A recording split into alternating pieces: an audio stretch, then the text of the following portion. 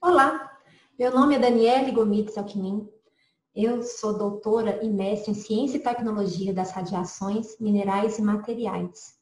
Hoje minha palestra é sobre irradiação de gemas. Também sou graduada em Química e, como muitos aqui nesse simpósio, eu também fiz técnica em Química. Sou formada pelo CETEC. Sou professora do Centec, professora de Química, do curso técnico de Química e Farmácia. E estou com muito orgulho de estar participando do nosso primeiro simpósio. É o primeiro simpósio online unificado do Centro de Educação Tecnológica de Contagem. E nossa palestra hoje sobre radiação de gemas, mais cor, maior valor. Eu espero que vocês apreciem a palestra, espero que vocês estejam gostando do encontro e vamos lá. O objetivo dessa palestra é apresentar e divulgar uma aplicação tecnológica da radiação para alterar a cor de minerais gemas usados na indústria joalheira. Como é isso? O Brasil é explorado desde que ele foi descoberto.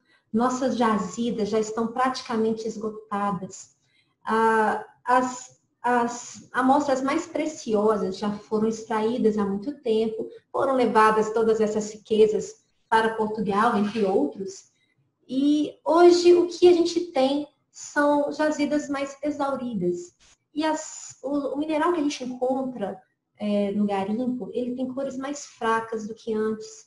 Alguma outra jazida ainda tem uma coloração mais acentuada, mas são raras. E como aproveitar esse mineral de cor tão desbotada, tão clara, no mercado?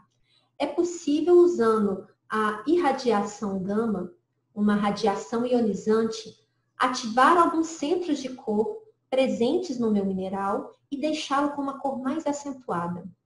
Veja bem, esse material aqui, ele é muito mais valorizado no mercado do que esse. O quartzo martelado, ele tem o preço de aproximadamente, em média, de 20 a 50 reais o quilo, um quartzo incolor, ou com cores muito fracas. Já um quartzo colorido, ele tem coloração, a sua coloração é mais valorizada, né? Ele tem um preço entre 100 e 1.000 reais o quilo. Isso é uma média, porque pode chegar, dependendo da amostra, a custar 1.000 reais o quilo, 2.000 reais o quilo, do quartzo não lapidado, quartzo bruto, da forma como está apresentado aqui. Por isso, o tema da palestra, mais cor, maior valor. O uso da radiação gama é o que eu defendo aqui nessa tecnologia, porque tem algumas radiações que já foram usadas no passado e hoje são proibidas, que deixavam o material radioativo após ativar esses centros de cor. As cores ficavam mais vívidas, mas o meu material ficava radioativo. A radiação gama não tem esse problema, é uma radiação limpa. Ela é muito danosa para o ser humano. Seres vivos não podem tomar essa radiação. Mas um mineral, se ele estiver bem controlado, ele pode receber essa radiação e esses centros de cor serão ativados. E o meu mineral vai ficar mais colorido. Eu não escolho a cor. Depende da composição do meu mineral.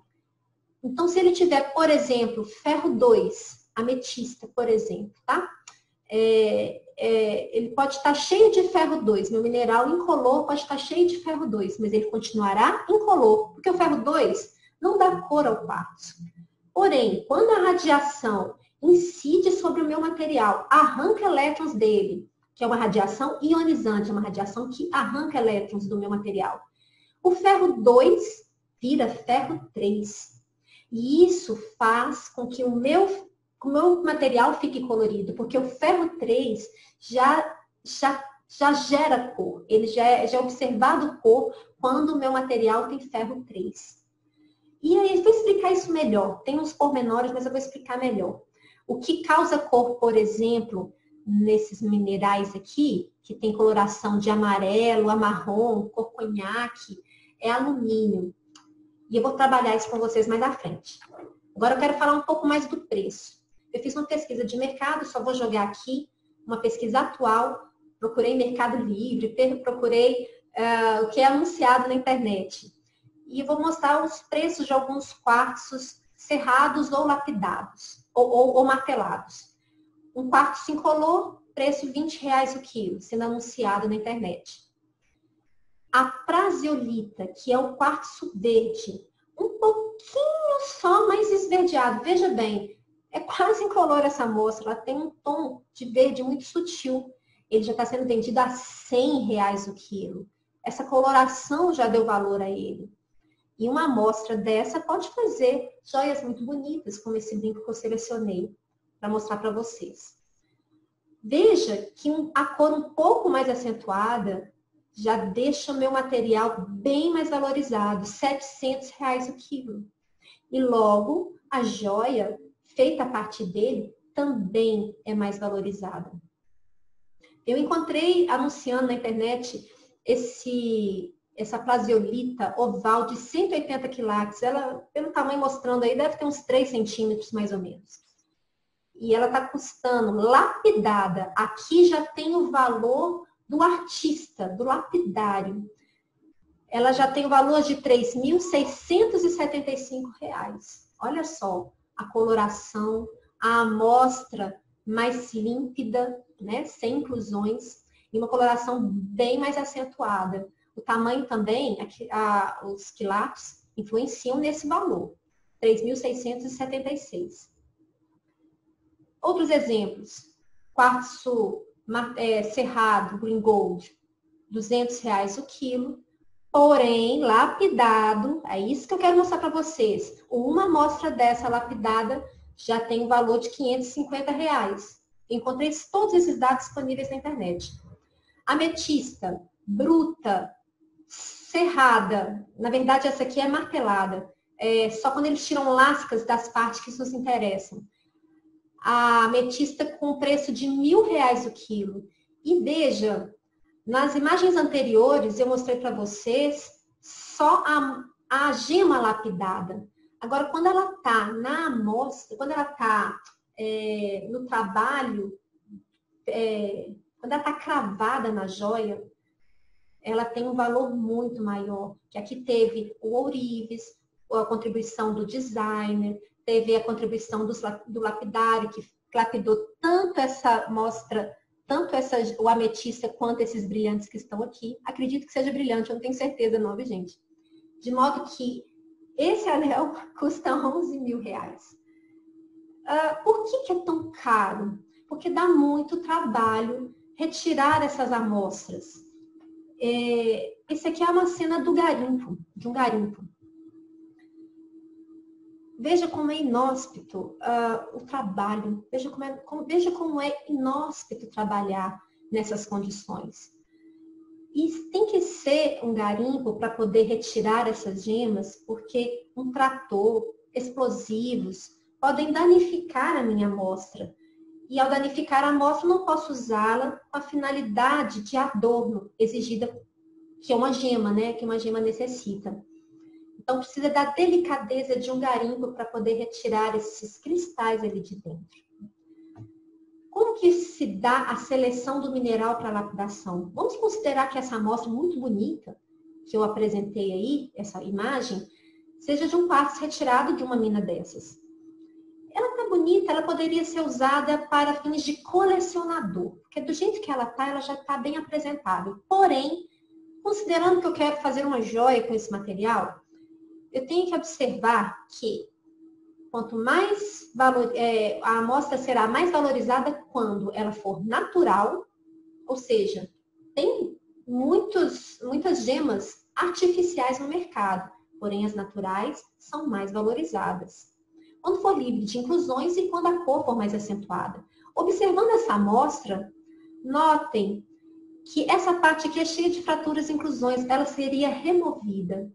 Então, uma amostra dessa, eu aproveitaria só esse pedacinho aqui, olha, porque aqui tem inclusões, aqui tem inclusões. Eu pegaria só um pedacinho para fazer a lapidação desse material. Então, é muito trabalho envolvido. Tem o garimpo, a seleção do meu material para poder lapidar. E após selecionar, ele vai passar pelo trabalho do lapidário, depois pelo trabalho do ourives, que vai cravar essa amostra, essa gema lapidada na joia, e aí sim a gente tem uma joia que pode ser vendida a um preço alto no mercado. Pena que essa cor aqui é desbotada. Então, veja bem, o trabalho que dá retirar da terra, selecionar a parte e lapidar, para ela ser vendida bem barata, porque um quartzo incolor lapidado, esse aqui de 3 centímetros quase, percebe? É R$40 o preço dessa gema, dessa amostra. Então, é muito trabalho para pouco retorno financeiro. Se essa amostra aqui fosse colorida, ela poderia valer muito mais. E isso valoriza o nosso produto importado, nossa mão de obra. Um dos maiores compradores de gema bruta de Minas Gerais é a China. Então, eles compram o nosso material, lapidam e revendem para nós a um preço muito maior. O interessante seria se a gente pudesse vender esse material mais caro, ainda que seja bruto, porque os chineses eles têm uma mão de obra mais barata para fazer a lapidação. Mas a gente ganharia um pouco mais de retorno financeiro a partir do esforço que envolve o garimpo da minha amostra. Como que a gente pode valorizar esse material que é encontrado nas nossas minas atualmente, com cores mais fracas? Através do uso da radiação ionizante.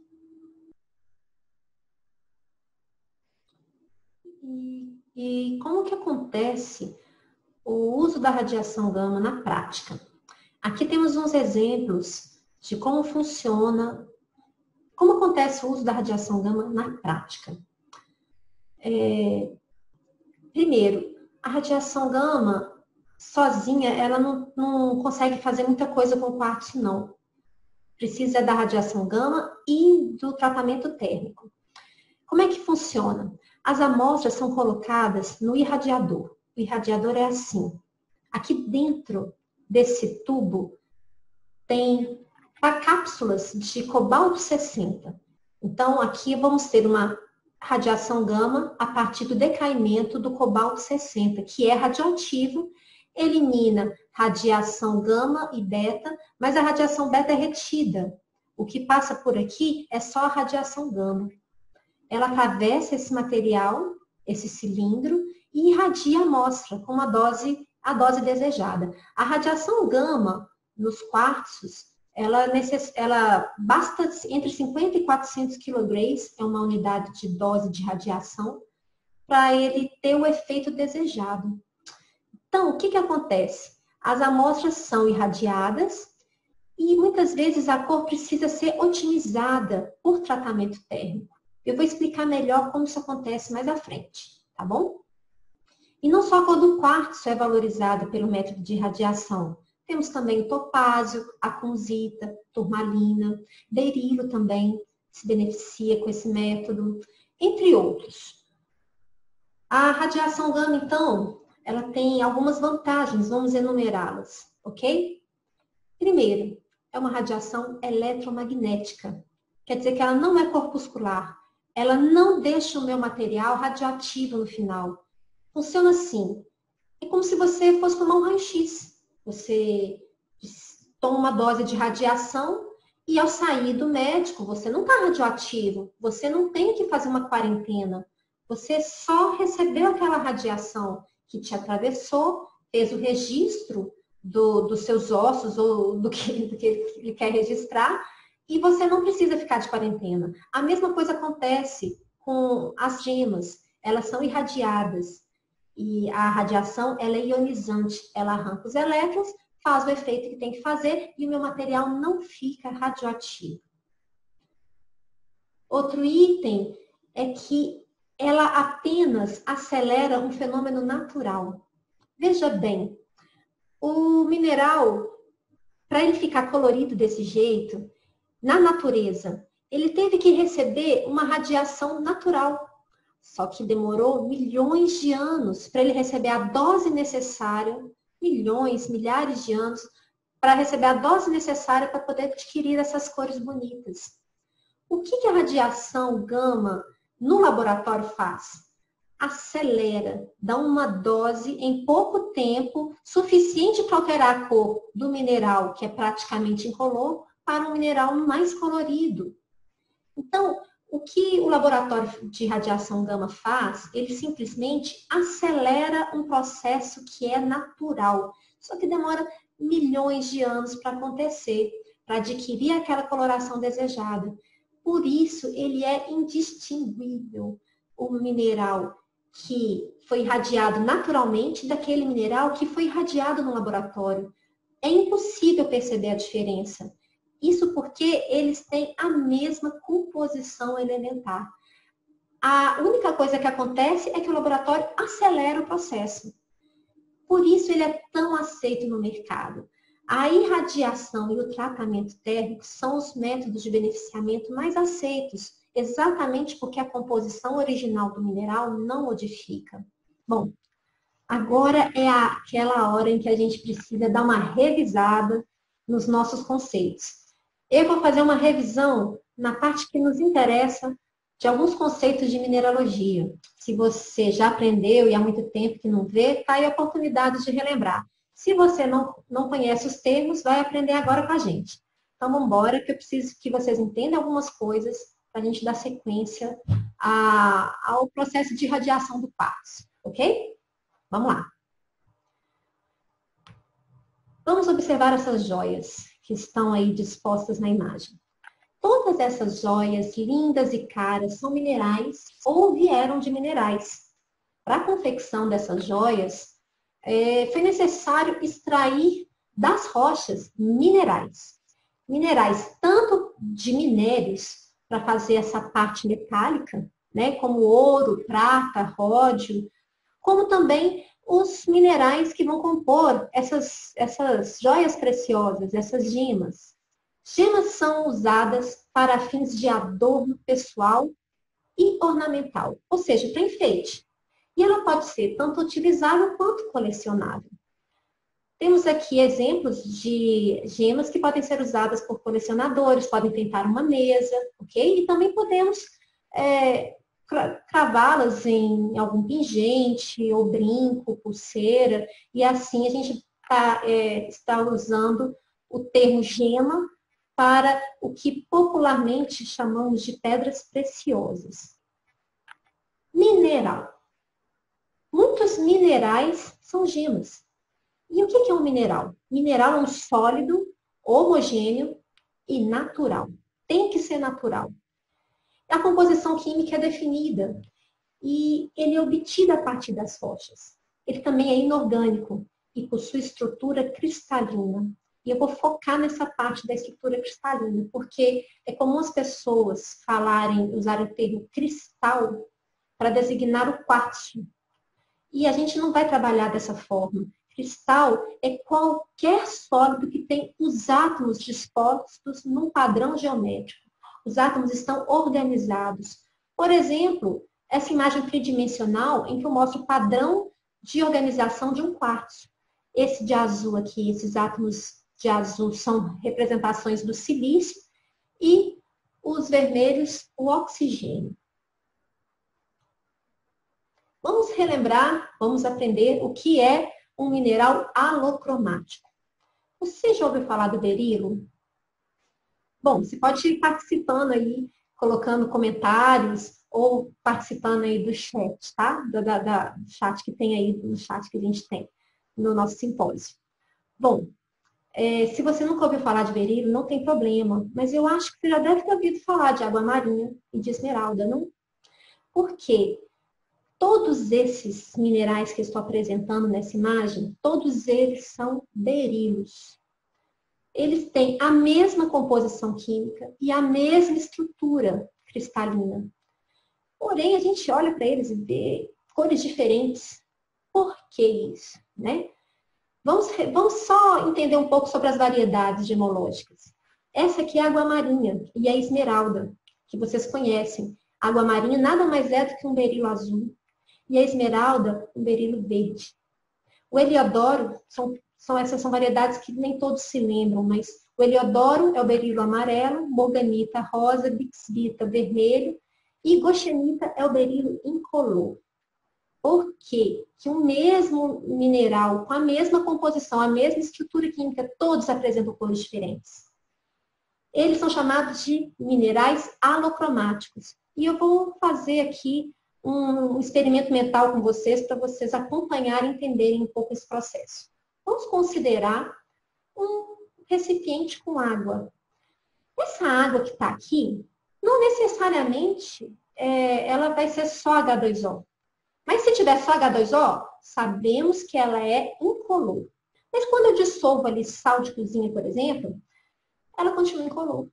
Eu posso colocar aqui vários solutos e ela continuar incolor. Então, o fato dela estar incolor não quer dizer que ela é pura. Mas, alguma impureza ou alguma substância pode colorir ela, se aquela impureza tiver cor. Então, quando a gente acrescenta uma pitadinha de permanganato de potássio na água, aquela cor, ela mistura e minha água fica colorida. Pensem comigo. Ali, eu tenho 99,99% de água, porque eu coloquei muito pouquinho de permanganato. Mesmo assim, tendo tanta água, ela não está incolor, ela está colorida. Se a gente retirar todo esse permanganato aqui, a gente vai ter água novamente, incolor como você conhece, né? Então aqui, olha, o que deixa a água colorida é um pouquinho de uma impureza que espalhou ali, e no caso é o manganato. A água é incolor. O que está deixando essa água colorida não é a água, é a impureza que está nela. A gente pode fazer uma analogia muito semelhante aos minerais. Traduzindo isso para aquela imagem anterior, a goschenita seria um berilo que não tem aquelas substâncias que causam cor nele, aquelas impurezas. Esses outros minerais, são todos berilo. Essas outras variedades têm um pouquinho de impurezas que podem deixá-lo colorido. Por exemplo, no caso da água marinha, o responsável pela coloração é o ferro 2. E o heliodoro é o ferro 3. Esmeralda, cromo 3, bixbita, manganês 3 e morganita, manganês 2. Não é uma coincidência que todos esses metais de transição externa são causadores de cor. É comum que metais de transição externa causem cor em alguns minerais. Para quem não lembra, metais de transição externa são aqueles que eu circulei na tabela periódica, que não dá para ver porque eu coloquei palavras substâncias cromófilas antes. Mas é aqui, ó.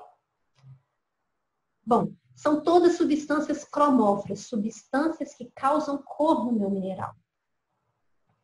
Vamos entender isso agora, focando a estrutura cristalina do meu sólido. Considere aqui que eu tenho uma matriz formada de átomos, todos do mesmo tipo. Coloquei átomos azuis, mas não necessariamente meu material azul. São átomos do mesmo tipo. Como ficam as impurezas dentro desse meu cristal? Elas podem ocorrer de duas formas. Ou substitucional, substituindo um átomo que já existia na matriz. Então, no lugar de um átomo azul aqui, foi colocado esse outro átomo que não é da matriz. Ou uma impureza intersticial, um espaço ali que ele couber, a impureza fica ali no meio. É uma chamada de impureza intersticial, substitucional e intersticial. Essas impurezas podem causar cor no meu material, no meu mineral, dependendo do que tipo de impureza são. Então, o conceito é substâncias cromóforas. São substâncias, elementos, íons ou até defeitos cristalinos que geram cor no meu material. Não necessariamente é um átomo, por exemplo, no caso do permanganato, é um ânion, né, que causa cor. E, afinal, como as substâncias cromóforas causam cor? Vamos lembrar um pouquinho sobre espectro eletromagnético. Vou precisar muito disso. O espectro eletromagnético são ondas eletromagnéticas e eles têm a diferença de uma onda para outra, de um tipo de onda para outra, é a energia ou a frequência ou o comprimento de onda. Os raios gamas, eles têm uma frequência muito alta, um lambda, comprimento de onda bem pequenininho, uma energia alta. As ondas de rádio são ondas de metros de comprimento. Elas têm um lambda muito alto, mas a frequência é baixa e a energia delas é mais baixa. E de todo esse espectro visível que vai de raios gamas, raio-x, UV, infravermelho, micro-ondas, ondas de rádio, nós só conseguimos enxergar esse pedacinho do espectro. E ele é especial porque nós conseguimos ver, chamamos de luz visível. Esse é o espectro da luz visível, que quando tem um arco-íris, é a separação daquela luz emitida pelo Sol num espectro semelhante. Esse é o espectro da luz visível. Comprimento de onda com mais energia, comprimentos de onda com menos energia.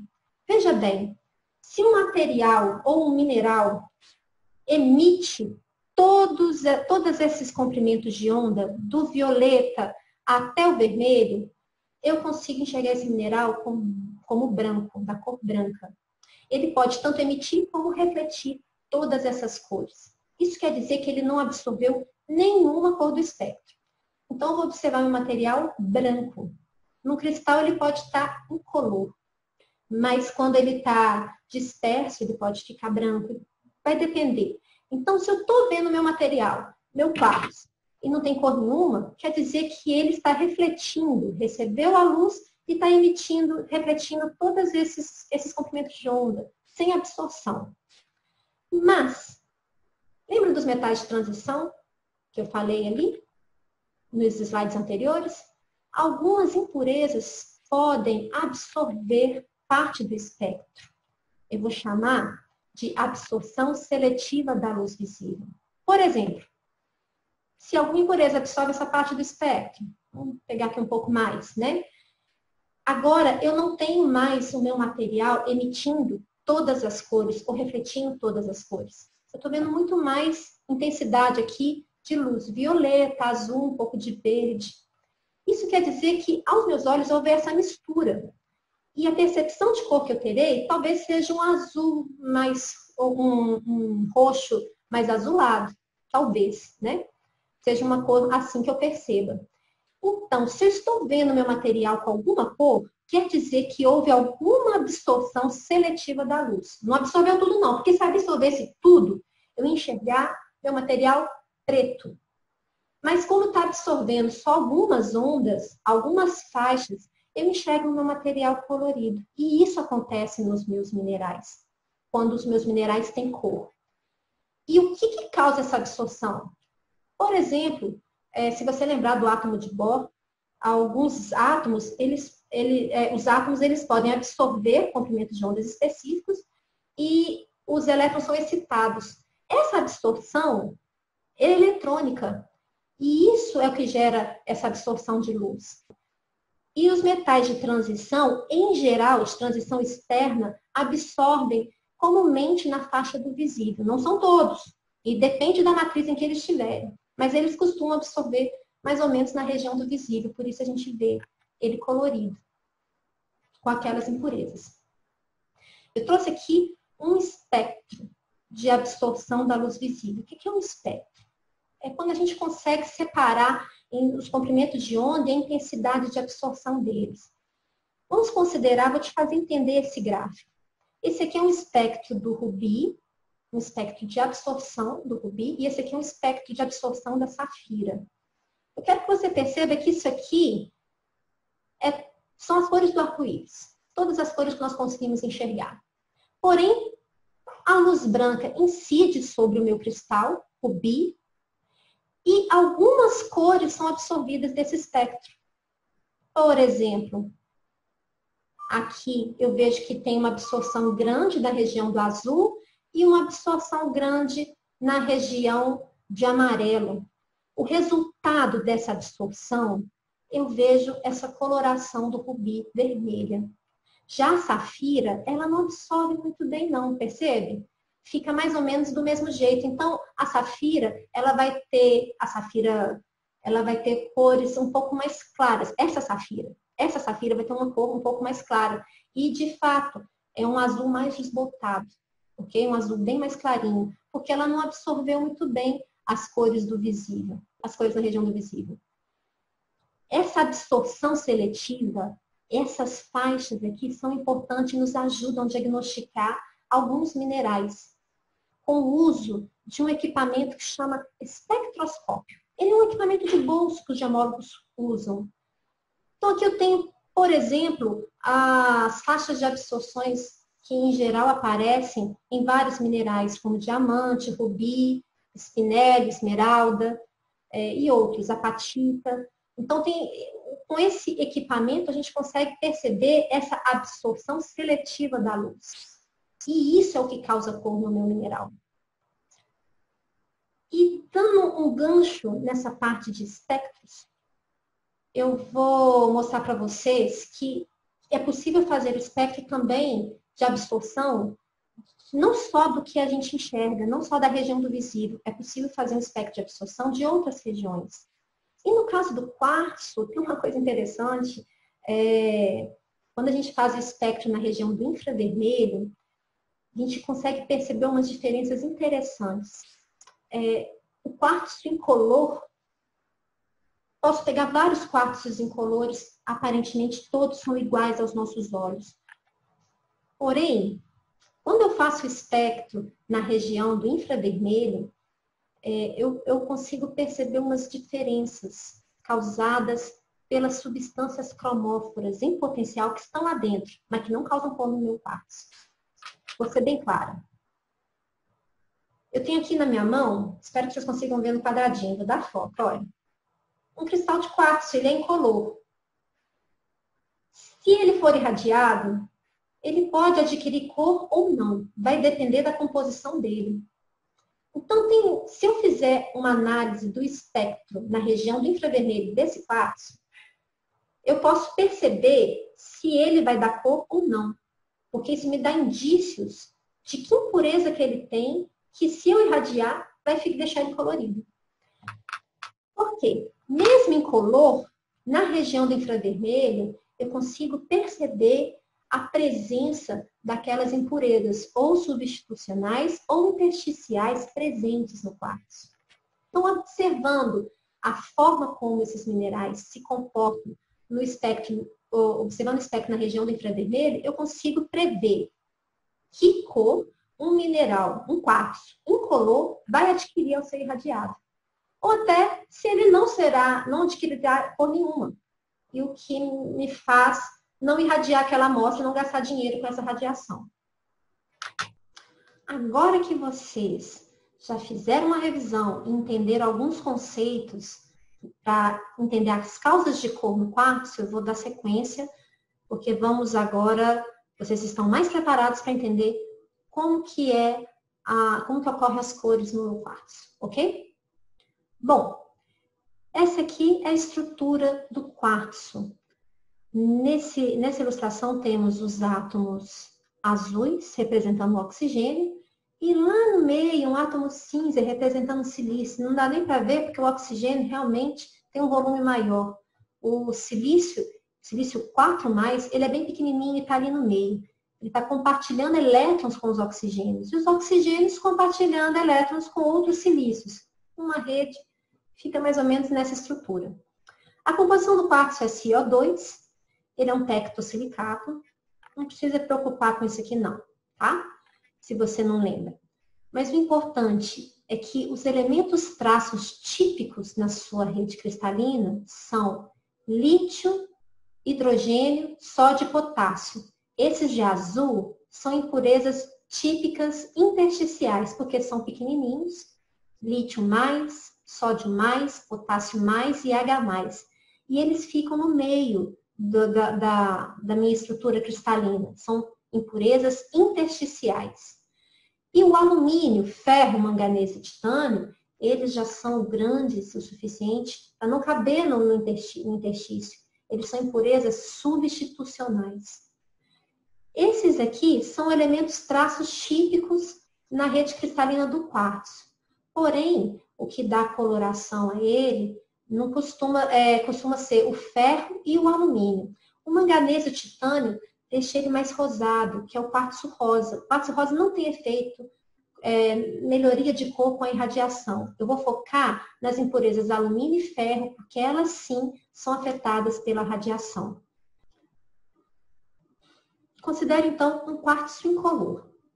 Eu não sei exatamente quais são as impurezas que ele contém, mas pode ser que ele tenha alumínio, pode ser que ele tenha ferro, pode ser que ele tenha outras substâncias, e ao ser irradiada com radiação gama, essa radiação pode gerar nele alguma cor.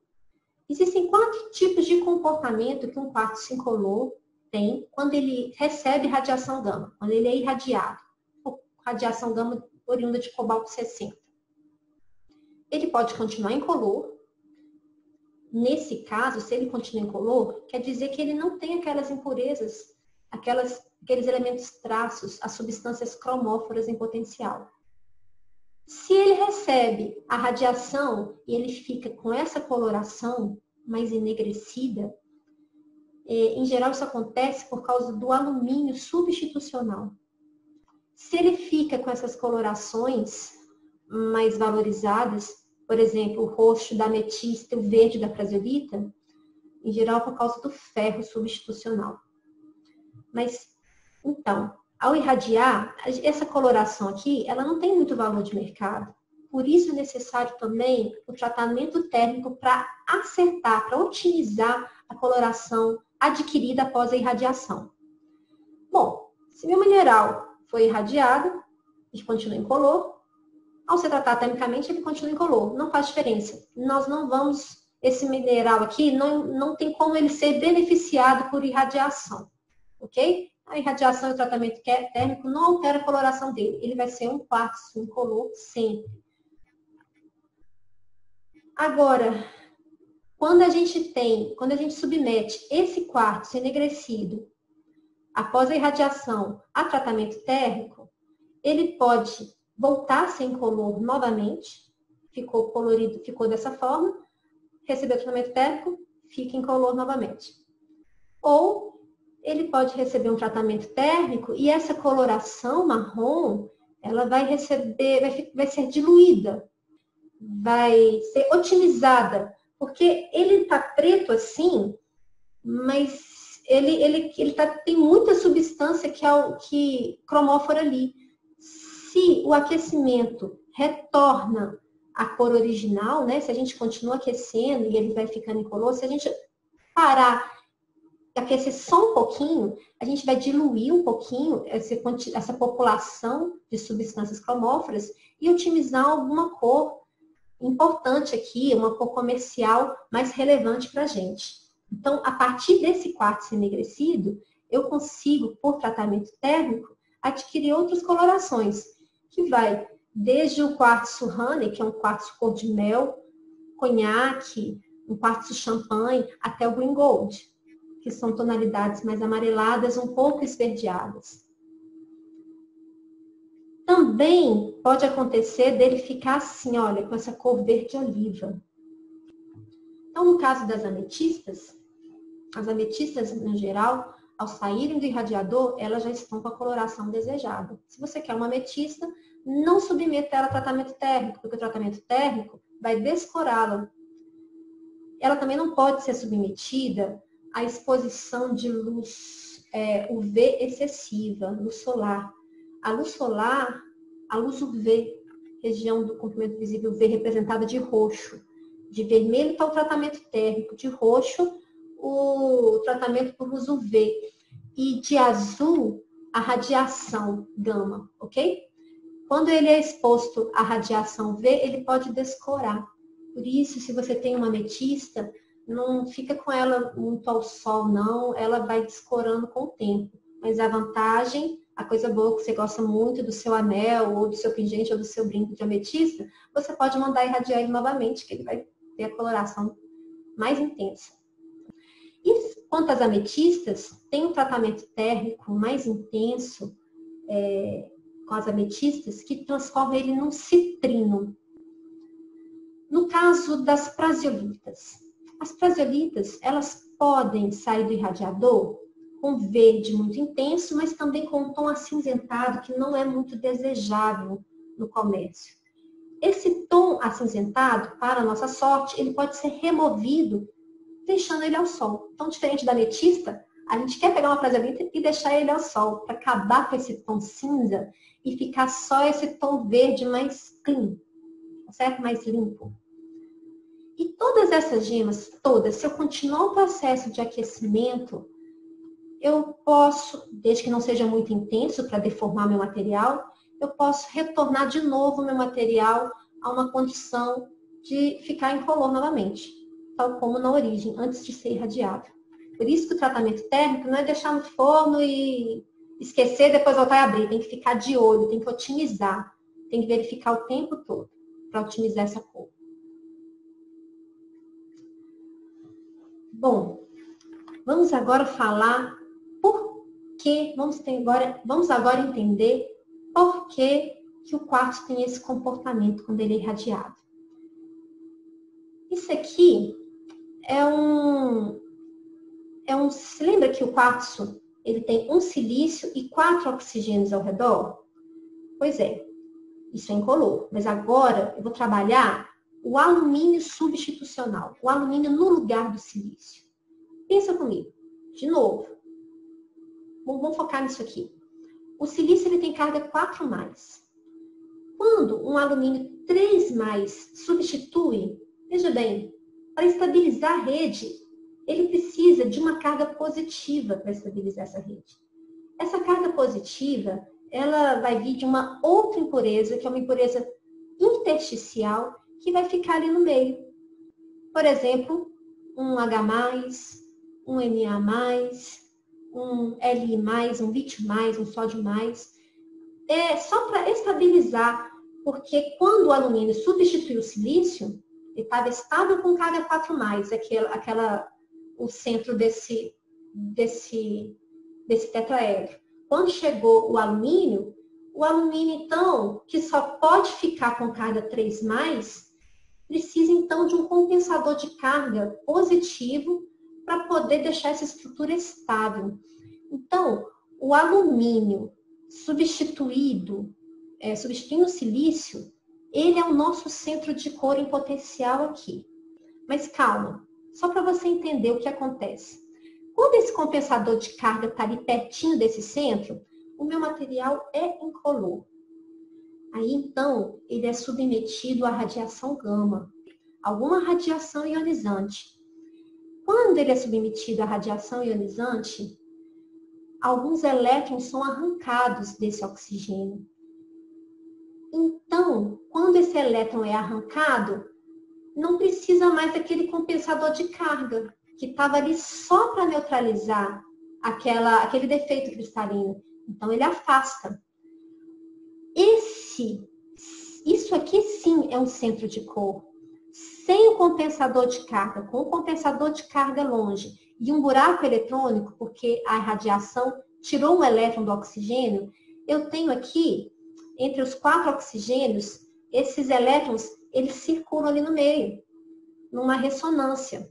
E isso sim causa uma absorção do espectro, que seria aquela cor enegrecida, quando a gente irradia e fica aquele quartzo muito escuro. Isso porque ele tem alumínio. E esse centro de cor, ele absorve toda a região do espectro. Por isso que ele fica com aquela cor muito intensa, aquela cor de Coca-Cola. O tratamento térmico faz o quê?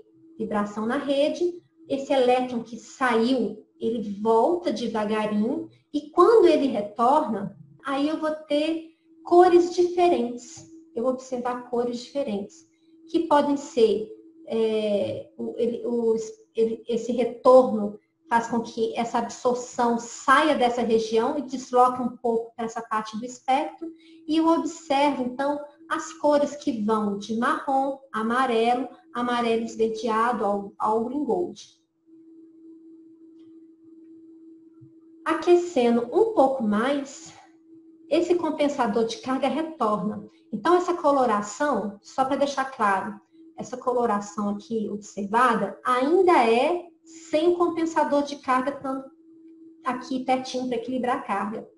Aquecendo mais, esse compensador de carga retorna ao seu estado inicial E então a gente tem novamente meu material incolor. Por isso que é um processo reversível. Irradiou, arrancou elétrons, gerou o centro de cor, aqueceu, o elétron volta, o compensador de carga volta e ele volta a ficar incolor.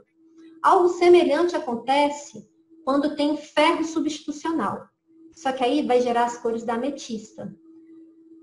É a mesma coisa, só que no lugar do alumínio ferro. A radiação arranca o elétron e isso aqui, olha, esse centro de cor aqui, sem a minha impureza intersticial e com esses buracos eletrônicos em ressonância, isso aqui, ele gera uma absorção mais ou menos nessa região do espectro e eu observo a minha ametista com colorações roxas. Por fim, não só o quartzo é beneficiado com a radiação e o tratamento térmico, né? Mas vamos focar aqui na radiação. Outras gemas também são beneficiadas pelo método. Temos aqui vários exemplos como turmalina, berilo, quartzo, topázio, fluorita, kunzita, que já foi falado, né, da kunzita. Então, todas essas variedades aqui também são beneficiadas pelo mesmo método de radiação. A radiação ativa alguns centros cromófilos e meu material fica colorido. Considerações finais. A irradiação de gema é um bom emprego da energia nuclear e valoriza as gemas brasileiras importadas. Comentamos bastante sobre isso. Outro ponto, o tratamento térmico e a irradiação de gemas são bem aceitos no mercado há décadas. Se eu não me engano, foi desde 1948 que que essa técnica é usada, ou pelo menos que ela foi conhecida, né? Então, ela já é bem aceita no mercado, a gente sabe que meu material não vai ficar radioativo, sabemos que isso acontece também na natureza, só que demora milhões de anos para isso acontecer na natureza. E o que acontece nessa técnica é acelerar o que acontece em milhões de anos na natureza, a gente faz em um dia, 2, talvez uma semana, dependendo da dose que seu mineral está recebendo ali, de radiação gama. E um adendo aí é que o mercado de joias é muito sensível a crises financeiras. Esse período de pandemia percebe-se uma baixa muito grande. Infelizmente, o mercado de joias, na primeira crise que ocorre, uma crise como essa, agora estão em baixa. Que pena, né? Vamos torcer para que tudo isso acabe rápido. Então é isso. Agradeço a sua atenção, agradeço a oportunidade de participar desse encontro, desse simpósio. Se vocês tiverem mais dúvidas, eu tenho um canal no YouTube, lá tem um vídeo, que é esse aqui, olha, que eu botei nos slides, mas eu posso botar também na descrição. Lá vocês vão ver uma reportagem do Globo Repórter sobre o tema. Ele também mostra o CDTN, é um complemento bem legal dessa palestra. E é isso. Fico muito feliz de ter participado aqui com vocês. Agradeço muito, espero que tenham curtido o simpósio, que estejam curtindo ele. E vou deixar aqui um encerramento com uma música do Vanderlei. Espero que vocês apreciem. Fica uma opção de continuar ouvindo a música ou não. Tá aí. Muito obrigada.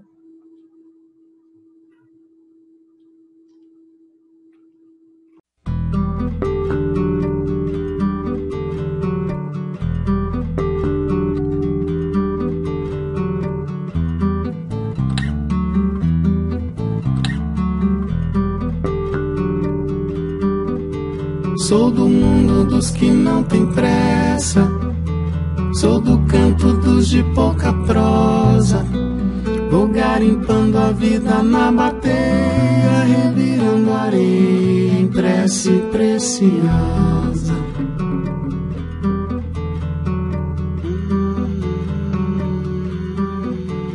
Ametistas, hematitas, águas marinhas, por que não? São descuidos de algum anjo torto a brincar de bodoque no quintal do universo da invenção.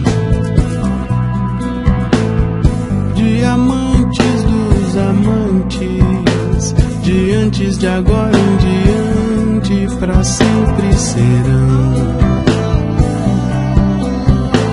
poemas de amor esculpidos nos olhos de Deus no último dia da criação. Topázio nos olhos de tigre,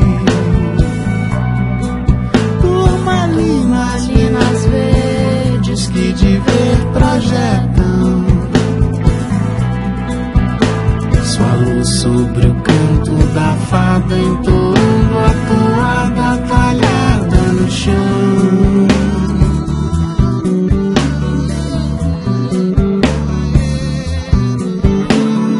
Turmalinas esmeraldas, sodalitas, carbonitas que de leve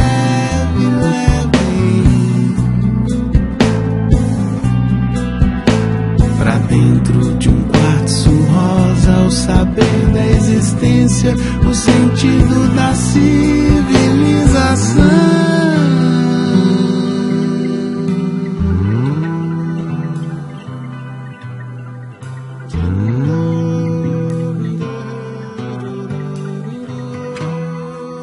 Sou do mundo dos que não tem pressa, sou do canto dos de pouca prosa. Vou garimpando a vida na bateia, revirando areia em prece preciosa.